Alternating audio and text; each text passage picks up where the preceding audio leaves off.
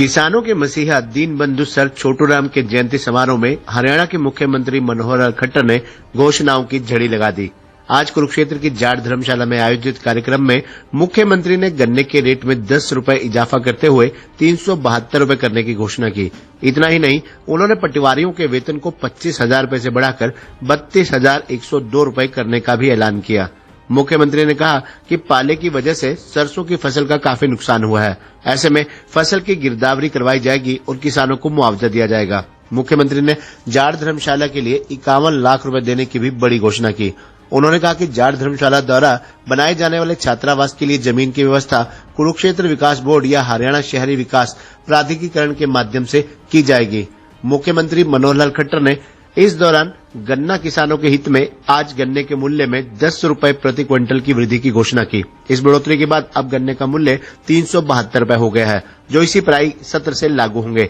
राज्य में गन्ने की मौजूदा कीमत 362 रुपए प्रति क्विंटल है। किसानों के हितों की रक्षा राज्य सरकार की सर्वोच्च प्राथमिकता है। मुख्यमंत्री मनोहर लाल खट्टर आज पिपली पैराकिट में आयोजित कार्यक्रम के बाद जाट धर्मशाला में भी पहुंचे।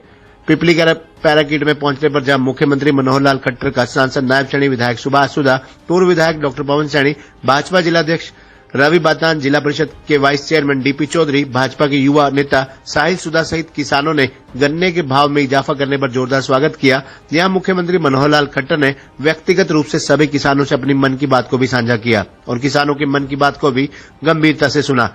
मुख्यमंत्री ने किसानों से अपील करते हुए कहा कि चूंकि गन्ने के भाव में वृद्धि की गई है, इसलिए अब किसान गन्ने को मिलों में ले जाना शुरू करें ताकि मिलें सुचारू रूप से चल सके। चीनी मिलों का बंद होना न तो किसानों के हितों में है, न ही मिलों के। उन्होंने कहा कि हालांकि चीनी की मौजूदा कीमत उम्मीद के मुताबिक नहीं बढ़ी है, फिर भी हम चीनी की कीमत की तुलना में गन्ना किसानों को अधिक कीमत दे रहे हैं। उन्होंने कहा कि चीनी मिलें लगातार घाटे में चल रही हैं, लेकिन हमने समय समय पर किसानों के हितों की रक्षा की है, किसानों को अधिक कीमत दे रहे हैं। उन्होंने कहा कि इस समय राज्य की चीनी मिलों पर 5,293 करोड़ रुपए का घाटा है। चीनी उत्पादन की औसत लागत 4,341 रुपए प्रति क्विंटल है, जो कि चीनी के विक्रय मूल्य यानी 3,400 रुपए प्रति क्विंटल से अधिक है। सहकारी चीनी मिलों को 1,005 करोड़ रुपए का ऋण दिया गया है। वित्तीय सहायता के रूप में पिछले 2 वर्षों 2020-21 और 21-22 में सभी सहकारी और निजी चीनी मिलों को 329 करोड़ रुपए की राशि सब्सिडी के रूप में दी गई है। सरकारी मिलों में चीनी की रिकवरी का प्रतिशत 9.75 है, जबकि निजी मिलों का प्रतिशत 10.24 है।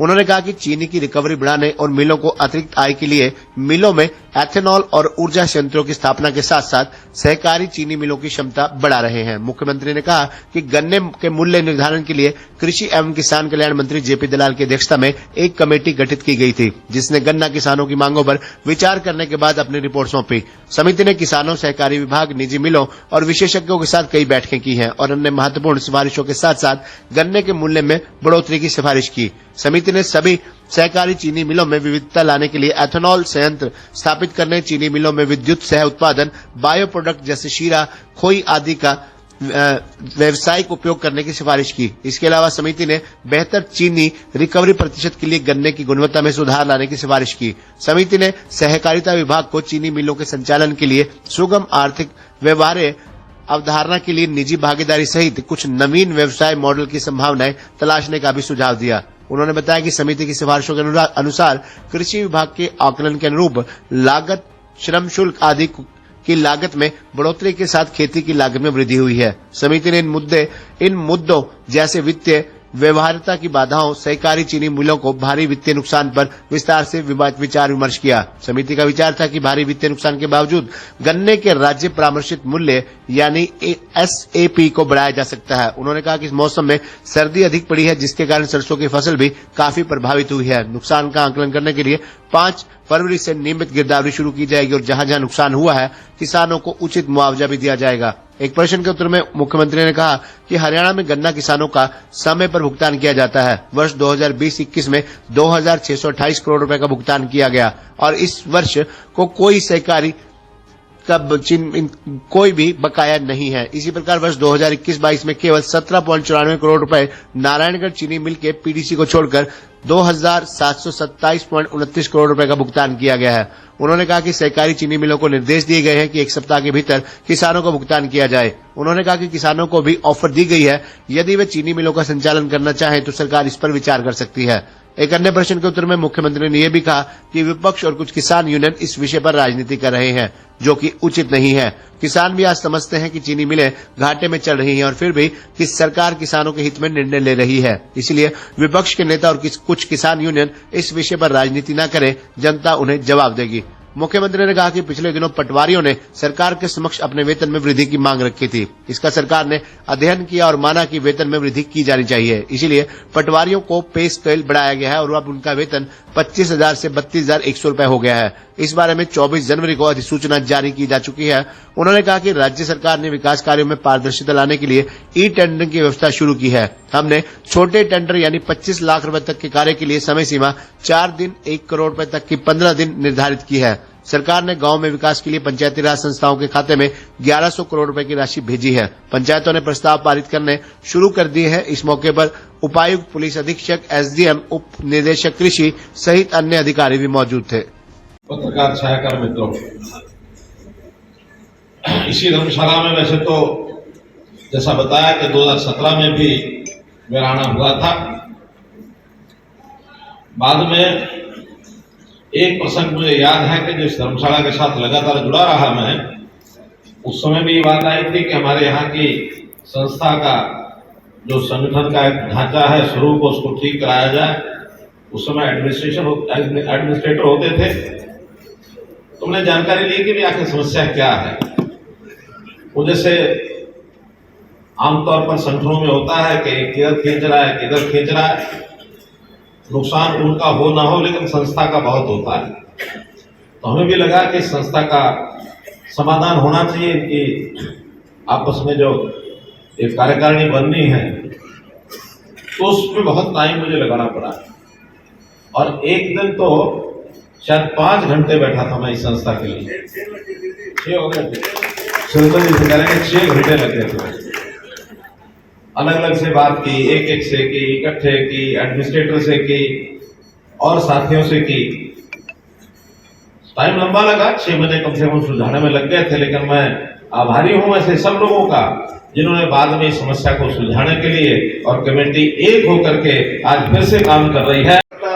भाई जी क्या करते सारे, और ने बोला तेरे नाना तब बिना बताए ने बोला मेरी छोरी का ब्याह है और मैंने पीछे दे दे, मैं तेरे उल्टे दे दूंगा। तो पहला तो वाली बोली ना ना मेरे पे खड़े है। फिर उसने बका ली बात, बकाए पाछे जो बोले 1200 रुपये दे दे माई जी और ब्याह करते 2 महीने पाछे छोरी का पीछे तेरे उल्टे दे दूंगा। उसने एक नई चीज बता दी, ने बोला ब्याज भी दे दूंगा। तो बुढ़िया थी, वो अनपढ़ थी मेरी नानी, तो उसके भी लालच आ गया। ने बोली अच्छा भाई। तो जैसे आदमी तो था, ब्याह भी करा, मेरे छोरी का करा नहीं करा, अगू ले गया था, साल भर दिखा ही नहीं, 2 महीने कह गया था। तो वह छोटू राम जी से डरती, मैंने धमका होगा। फिर 3 साल के बाद मेरी माँ गई तो ने बोली बेटी मेरा एक काम कर दे, एक आदमी मेरे को पीछे ले गया था, 3 साल हो गए उठने दिए थी, और तेरा बाप जी कह देगा दे देगा। उसने मेरी माँ ने छोटू राम जी को कह दिया। उसने वो आदमी बोला, उन्हें बोला आंधी ले गया था, जो उप चुप लग रही है, 3 साल हो गए दे दूंगा पीछे, और 1200 ले गया था, और ये 2750 बढ़ गए। बोले 1200 के साथ 2750 कैसे ब्याज? अब वो अच्छा इसने ब्याज मांगे तेरे से, बोला ईद तो नहीं इसके पीछे दे दिए तो मैं तो न दे दूंगा। तो वो ऐसे आदमी थे जिस लड़ाई को लड़ते थे अपने घर में भी लड़ते थे उस लड़ाई को कि मैं साहूकार के खिलाफ